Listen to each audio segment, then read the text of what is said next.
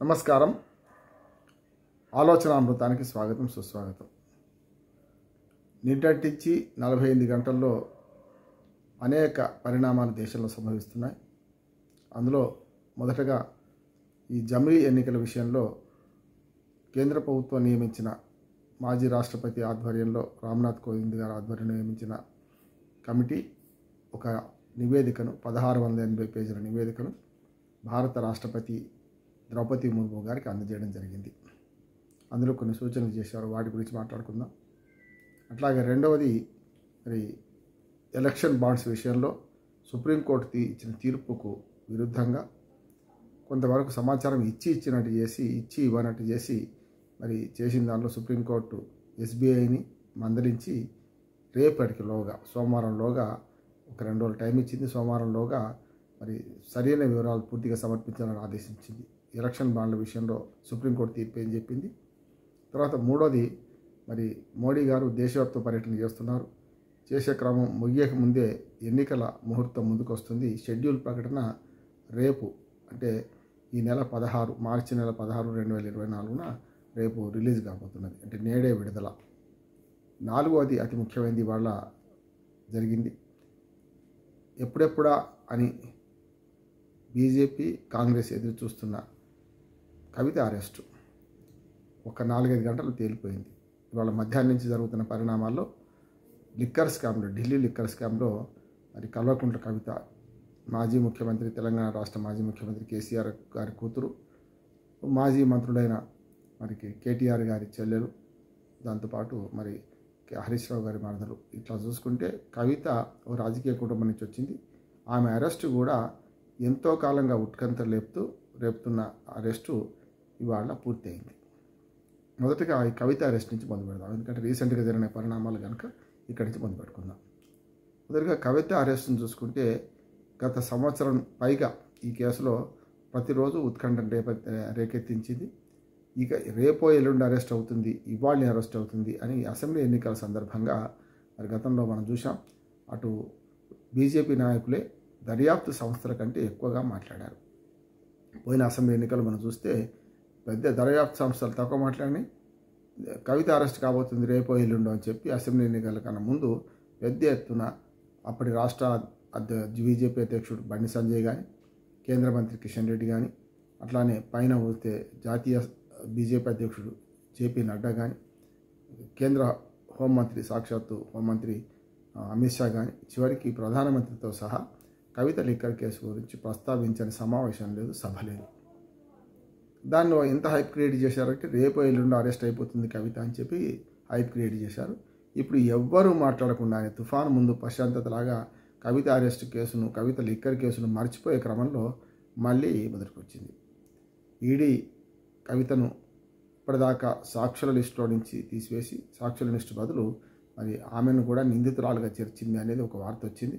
కానీ ఇంత తొందరగా ఆమె ఇంటికి వచ్చి వెంటనే అరెస్ట్ కార్యక్రమం పూర్తి చేస్తారని ఎవరు అనుకోలేదు. దానికి కారణం ఏంటంటే, మన గతంలో మనకు పురాణాలు చూస్తే మార్కండేయుడు కథ గుర్తొస్తుంది. అంటే మనకు అర్ధాయుష్తో పుట్టిన మార్కండేయుడు మరి యముడితో సహా భాష్యం వేయడానికి వస్తే యముడిని నిరోధించడానికి శివలింగానికి అవగలించుకున్నారట. దాంతో శివలింగానికి యమపాశం వేయలేం కదా, కనుక అప్పుడు ఆగి శివుని ఆజ్ఞ లేకుండా జీవనే ఉంటుంది కనుక శివుడి ఆజ్ఞ తీసుకోవడానికి ఆగాల్సి వచ్చింది. అట్లా కవిత కూడా ఈ అరెస్ట్ను తప్పించుకోవడానికి మరి మహిళలకున్న హక్కులు ఏమిటి, అరెస్ట్ చేయకుండా మరి ఎప్పటికప్పుడు సమర్శిస్తున్న క్రమంలో వారిని ఆఫీస్కి పిలిచి విచారించబోదు, ఇంటి దగ్గర విచారించాలి ఆడవాళ్ళని చెప్పి గతంలో నళిని చిదంబరం వేసిన కేసుకు జతగా మరి ఈమె కూడా వేరే పిటిషన్ సుప్రీంకోర్టులో వేసుకున్నది. దాని మీద చాలా రోజుల నుంచి విచారణ జరుగుతున్నది. రకరకాల వాదనలు పూర్తయినాయి. తర్వాత సుప్రీంకోర్టు ఇటీవలనే ఒక తీర్పు ఏమనిచ్చిందంటే, దీన్ని కవిత కేసును మిగతా నళిని చిదంబరం కానీ ఇతర మమతా బెనర్జీ ఇతర కేసుల్లో ఎందుకు చేర్చారు, ఎందుకు కలిపారు, దీన్ని ఏ కేసుకు ఆ కేసు ప్రత్యేకం కదా అని ఈ కేసును వేరుగా పెట్టడమే కాకుండా ఇవాళ అంటే మార్చి 15, 2024 నాడు శుక్రవారం నాడు ఇవాళ ఆ కేసు హియరింగ్ ఉండే దానిలో స్పష్టంగా ఎల్లుండికి మంగళవారం నాటికి అంటే ఈ నెల 19వ తేదీకి దాన్ని వాయిదా వేశారు. అంటే మన 19వ తేదీకి వాయిదా వేసిన క్రమంలో మరి ఎట్లా ఇది అరెస్టు కావాలా వద్దా అనే సంశయం వచ్చినప్పుడు అరెస్టు చేయకుండా ఉండడానికి ఓ రకంగా పాత ఆర్డర్స్ కొనసాగించాలి. కానీ సుప్రీంకోర్టు అనే శివలింగాన్ని కౌగిలించుకున్న మన కవిత అరెస్ట్ కాదని అందరూ ఊహించారు. దాంతోపాటు ఇంకొకటి కూడా సామెతను మనం గుర్తు చేసుకోవచ్చు. గతంలో శివలింగం మీద మనకు తేలులాగా, శివలింగం మీద ఉన్న తేలును చంపాలంటే చెప్పుతోను కొట్టాలి, లేకుంటే చేయితో తీసేయాలి. చేయితో తీసేయడం అయితే మనకు కొడుతుంది, చెప్పుతోను కొడితే అపరాధం అవుతుంది. అట్లా ఇప్పటిదాకా ఈడీ ఓపిక పట్టింది ఈ విషయాల్లో. కనుక ఓపిక పట్టడమే కాకుండా మరి ఆమెను అరెస్ట్ చేసే క్రమంలో చాలా తొందరపడ్డదని కూడా ఒక మాట అనవచ్చు.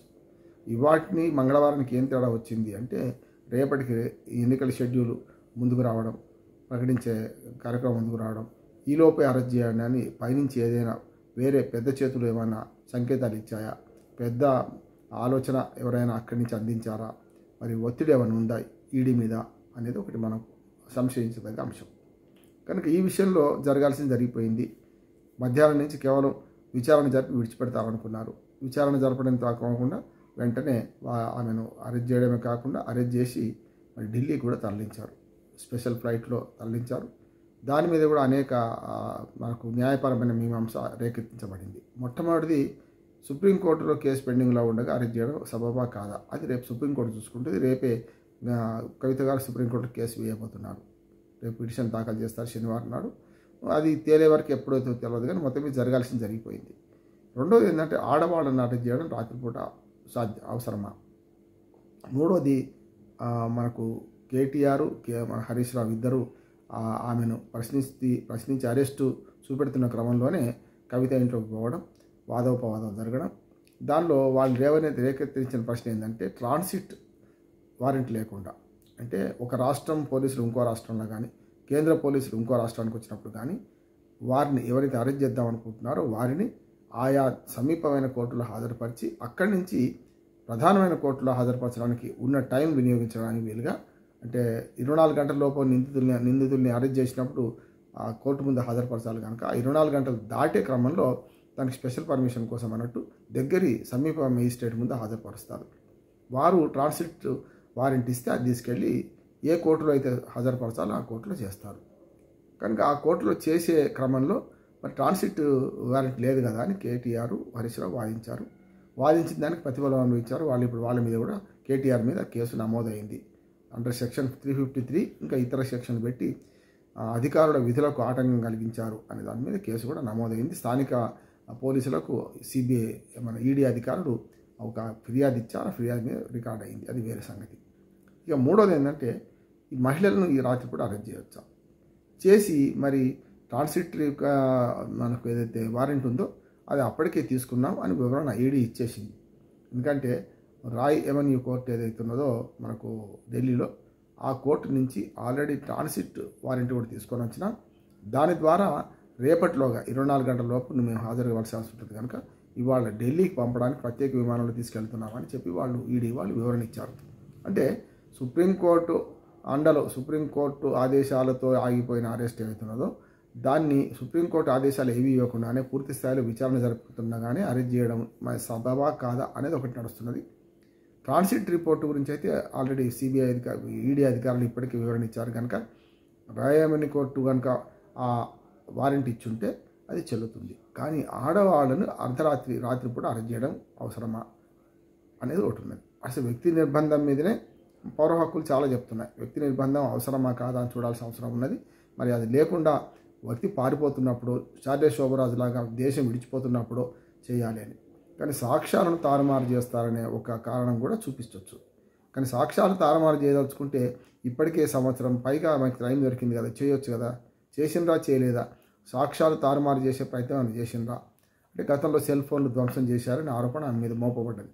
సెల్ ఫోన్లు ధ్వంసం చేయలేదు, అవి అట్లాగే ఉన్నాయని ఈ నెంబర్లతో సహా తీసుకెళ్ళి 9 ఫోన్లు ధ్వంసం చేశారంటే 9 ఫోన్లను అప్పచెప్పిన సందర్భం చూసాం మనం. ఈడీ అధికారులకు పిలిచినప్పుడు వెళ్ళారు కూడా ఆమె ఈడీ ఆఫీస్కు. కానీ ఒక మహిళను ఈడీ ఆఫీస్కి పదే పిలవడం కరెక్ట్ కాదు. సుప్రీంకోర్టులో పిటిషన్ వేశారు, అది పెండింగ్లో ఉంది. ఆ పెండింగ్లో ఉన్నప్పుడు ఎట్లా చేస్తారనేది ఇంకో సమస్య. ఇప్పుడు మూడోది ఏమవుతుందంటే ఈ రాత్రి ఈడీ ఆఫీసులో ఆమెను ఉంచుతారు. సరే మహిళా అధికారులు ఉన్నారు, వెళ్తున్నారు, తీసుకెళ్తున్నారు అన్నా కూడా పొద్దున తీసుకెళ్తే ఏమైంది, ఆమె గృహ నిర్బంధం చేస్తే ఏమయ్యేది అని ప్రశ్న వస్తుంది. ఈ నేపథ్యంలో మొత్తం మీద ఇందులో రాజకీయ కోణం కూడా వేరే ఉందని మనకు అనిపిస్తుంది. దాని గురించి ఇందులోని 2వ ఎపిసోడ్లో మాట్లాడుకుందాం. ఏ అజయ్, మీ నాన్నగారిని చూడు. ఈ వయస్సులో మనం ఇలా ఉండగలమా? తప్పకుండా ఉంటాం. నాన్నగారిలా సరైన ప్లానింగ్ చేసినట్లయితే. అని మనం ఈ వయసు వచ్చే వరకు వెయిట్ చేయాల్సి ఉంటుంది కదా? అసలు కాదు, మేము ఇప్పుడు ఇన్వెస్ట్ చేసాం ఎల్ఐసి వారి న్యూ జీవన్ శాంతిలో. ఇది మనకి డిఫర్డ్ యాన్యుటీని ఇస్తుంది, అంటే కొన్ని సంవత్సరాల తర్వాత క్రమం తప్పని ఆదాయం. ఐ సీ.